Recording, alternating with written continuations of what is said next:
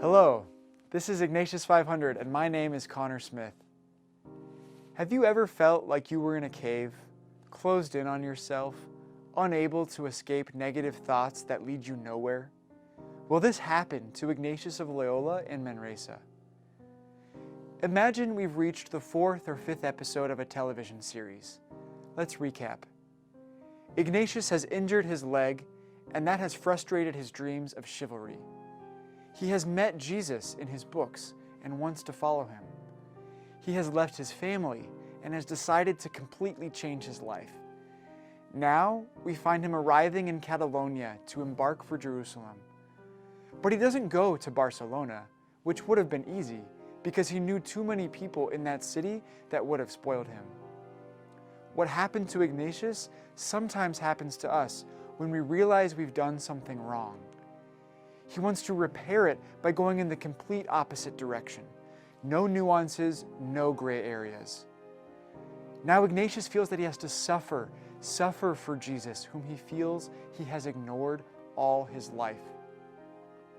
Instead of Barcelona, then, he chooses to go to Manresa, a much smaller village with fewer people, where he could have had total anonymity. That suits him well. There he could be seen as a poor saint dedicated to helping others. Now he can create a new image of himself. But in life, things are not so easy. To change, it's not enough to just do new and different things. So after a few quiet months, his interior questions begin to come back, and his external activities alone are not enough to distract him or to help him forget about his past. God is reminding him that there is another job to do, which isn't just about seeing himself in a religious light or volunteering in Manresa. The past that he wanted to leave behind begins to haunt him in the present. Memories and guilt cause him anguish. He confesses many times, but feels that it does not work. He prays many hours a day, but it does not console him. He was living in the cave outside of Manresa. That cave, a literal cave, is also a cave of the soul. It's a cave we all enter sometimes, and his felt very dark. Ignatius says that he even thought about committing suicide.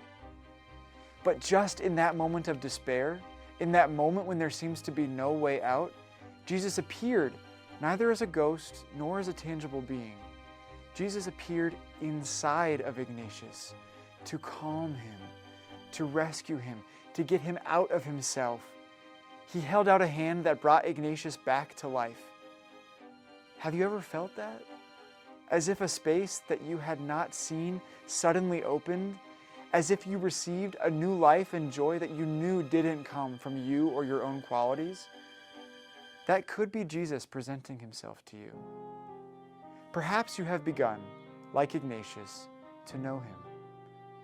Jesus helped Ignatius see who he really was, that Jesus was his liberator, his savior. From that moment on, Ignatius's life changed, and he followed the new compass that was offered freely. So even if we tend to lose our way sometimes, our compass remains. It is enough to return to that experience again. It is enough to say, Lord, I know that I cannot do this alone.